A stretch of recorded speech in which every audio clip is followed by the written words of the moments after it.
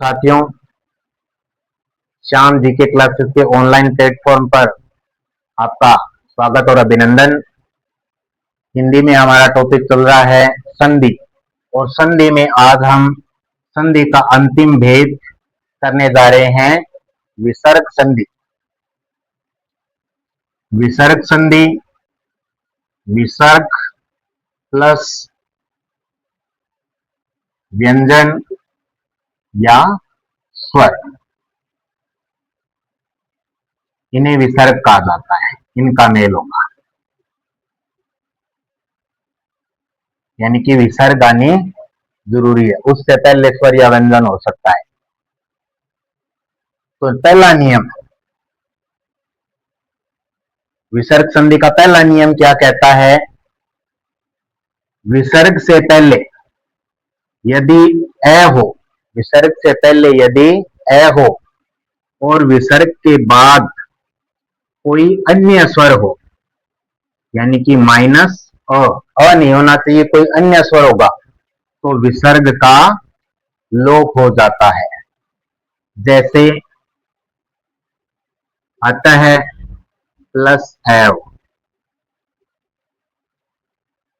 विसर्ग से पहले अ त अ, यानी कि त में अ स्वर छिपा हुआ है, फिर विसर्ग है और बाद में ए है, तो क्या होगा? विसर्ग का लोप हो जाएगा, यानी कि विसर्ग हटानी है बस बीच में से। शब्द क्या बन जाएगा? अतएव।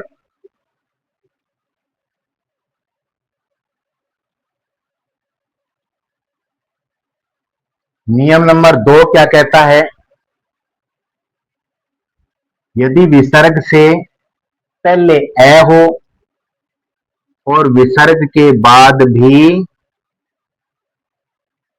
ए हो, तो विसर्ग ओ की मात्रा बना देगा और आगे जो ए दिखाई दे रहा है वह विलुप्त हो जाएगा, गायब हो जाएगा। जैसे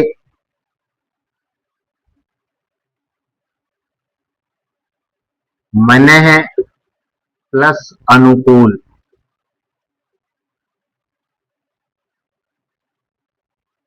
मैं ने है, उसके बाद विसर्ग आ रही है और फिर ए आ रहा है। विसर्ग से पहले क्या हो? ए, यानी कि इसमें ए स्वर छिपा हुआ है। ए को अलग करेंगे, फिर विसर्ग आ गई, फिर ए आ गया, तो आगे जो ए दिखाई दे रहा है उसका तो लोप हो जाएगा,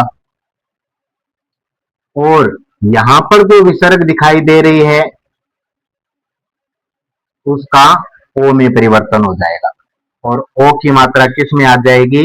न में। शब्द क्या बन जाएगा? मनोनुकूल।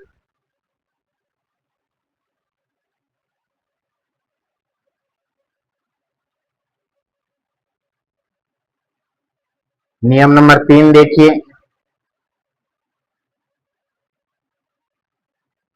यदि विसर्ग से पहले ए हो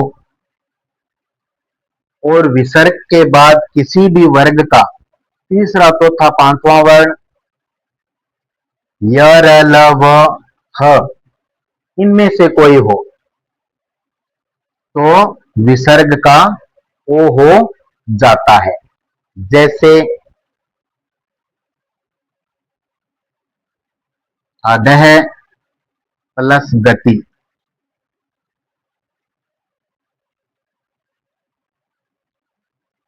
ए ध, फिर अह यानी कि विसर्ग आ गई, और बाद में ग। ये कौन सा वर्ण है? तीसरा।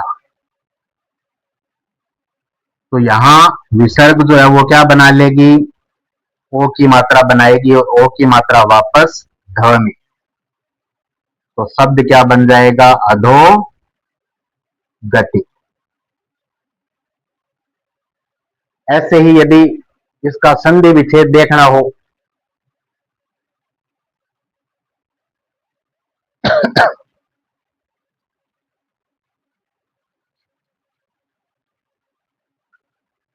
जैसे शब्द आ गया मनोरम,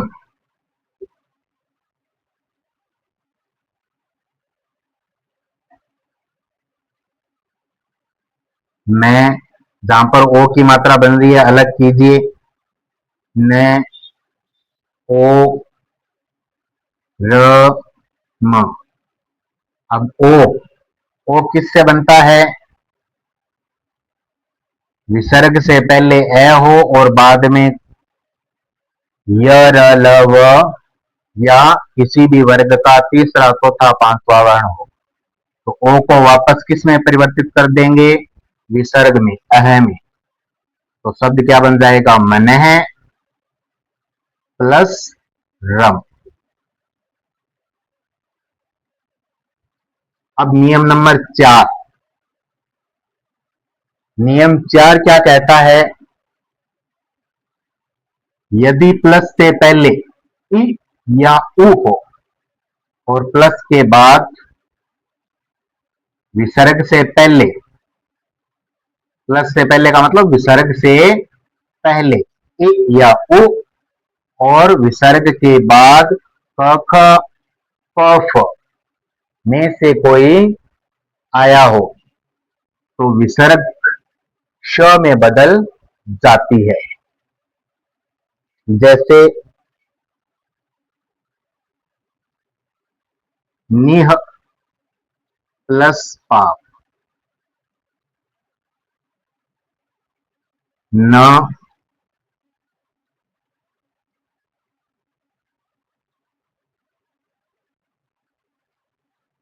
विसर्ग दिखाई दे रही है, तो विसर्ग का परिवर्तन किस में हो जाएगा? श में, मूर्धन्य श में।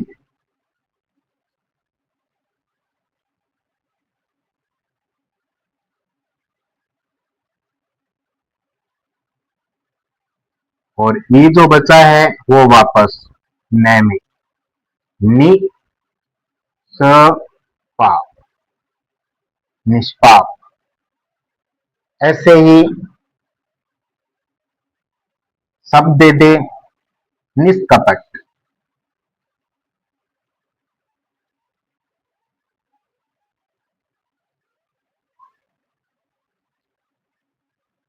नि, श, कपट। यदि श के बाद क, ख, प, फ दिखाई दे रहा है, तो श किससे बना था? विसर्ग से, तो श की वापस विसर्ग बना देंगे और संधि विच्छेद क्या हो जाएगा? निह प्लस कपट। स्क्रीनशॉट ले लीजिए, फिर आगे के नियम करते हैं।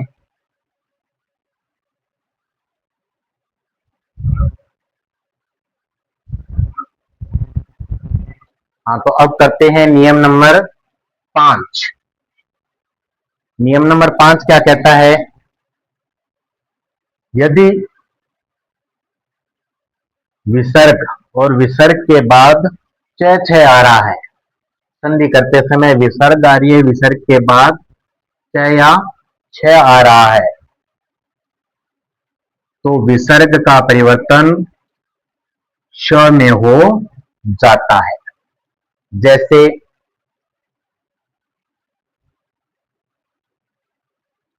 निह प्लस छल,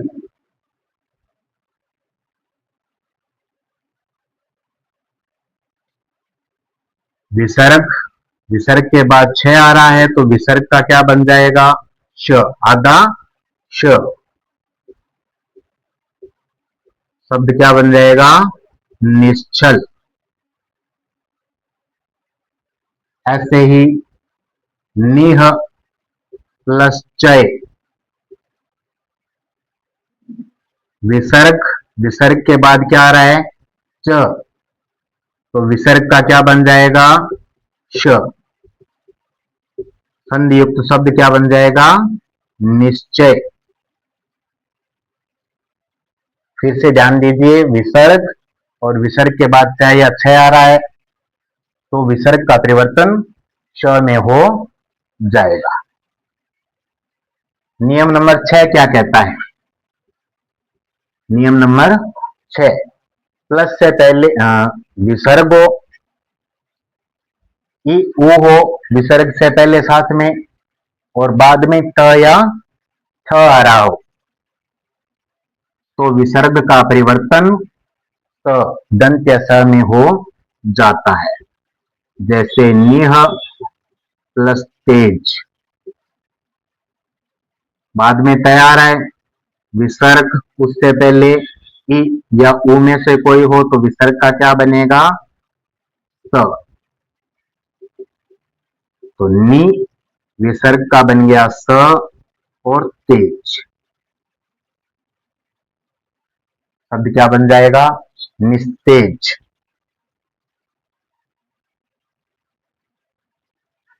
ऐसे ही कोई संधि युक्त शब्द दे दे,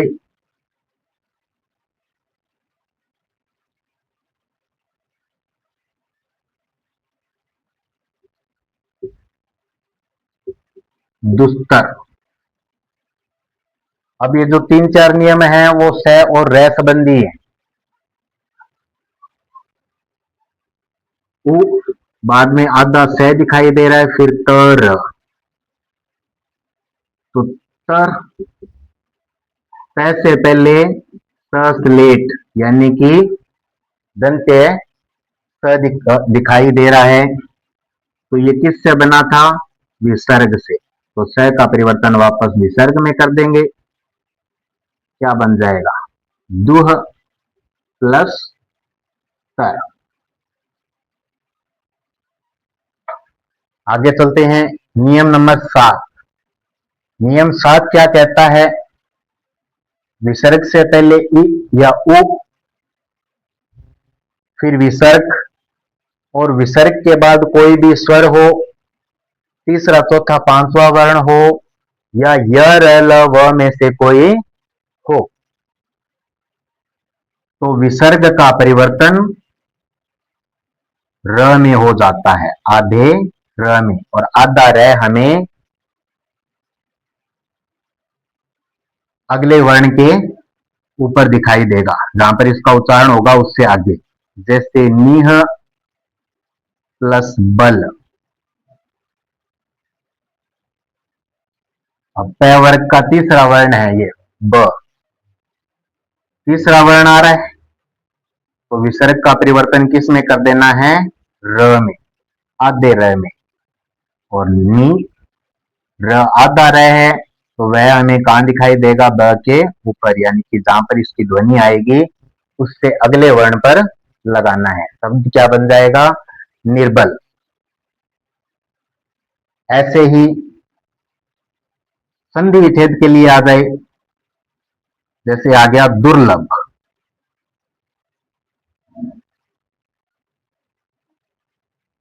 दु, फिर र की आवाज आ रही है, ल और भ, तो नियम के अकॉर्डिंग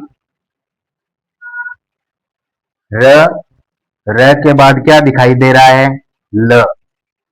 कोई भी स्वर हो, तीसरा चौथा पांचवा वर्ण हो, या य र ल व में से कोई हो, तो विसर्ग का र बन जाता है। तो संधि विच्छेद करते समय र को परिवर्तित कर देंगे वापस विसर्ग में। तो दु विसर्ग, और फिर आगे क्या बच गया? लब। दुर्लभ का संधि विच्छेद हो गया दुह प्लस लब।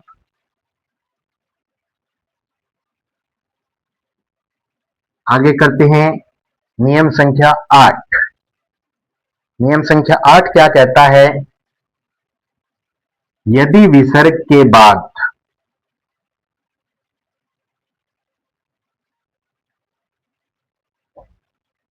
श, श और स आ रहा हो, तो विसर्ग का परिवर्तन क्रमशः, यदि ये आया है तो इसके अकॉर्डिंग श में हो जाएगा, यदि ये आया है तो इसके अकॉर्डिंग श में हो जाएगा, और यदि ये वाला श आ रहा है यानी कि क्रम से जो स आया है उसी में उसका परिवर्तन हो जाएगा। विसर्ग का परिवर्तन श के साथ श में, स के साथ स में, स के साथ स में हो जाएगा। जैसे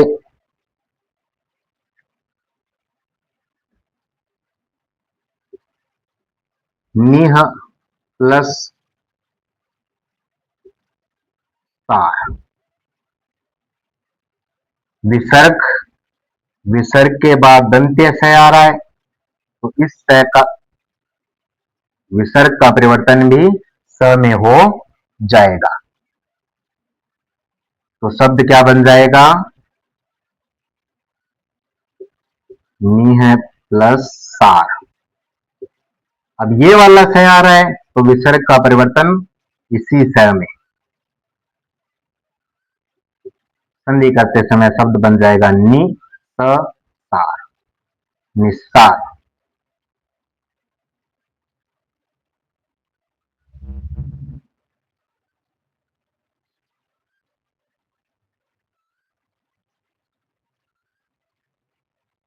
दुह प्लस शासन, विसर्ग के बाद श सलगम आ रहा है तो विसर्ग का परिवर्तन श सलगम में ही, यानी कि जो स आ रहा है विसर्ग का उसी में रूपांतरण कर देना है बिना स्वर के आद्य में। ये स आ रहा है तो इस विसर्ग का ये बन जाएगा, ये वाला स आया है तो ये बन जाएगा, ये वाला स आया है तो ये बन जाएगा। तो अब यहां पर श सलगम आ रहा है तो विसर्ग का परिवर्तन भी इसी श में हो जाएगा। शब्द क्या बन जाएगा? दुशासन।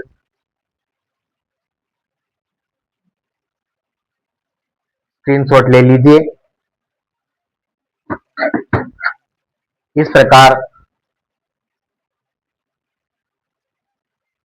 हमारी संधि जो है का टॉपिक कंप्लीट होता है। कामयाबी निर्भर करेगी आपकी मेहनत पर, और आपके मार्गदर्शन के लिए श्याम जी के क्लासेस हमेशा तत्पर है। प्रैक्टिस कीजिए। कोई भी समस्या आती है आप कमेंट के जरिए पूछ सकते हैं, और जिन्होंने अभी तक चैनल को सब्सक्राइब नहीं किया है सब्सक्राइब करें ताकि नई वीडियो का नोटिफिकेशन आपको मिलता रहे, और क्लास को शेयर करना ना भूलें, कमेंट और लाइक जरूर करें। धन्यवाद।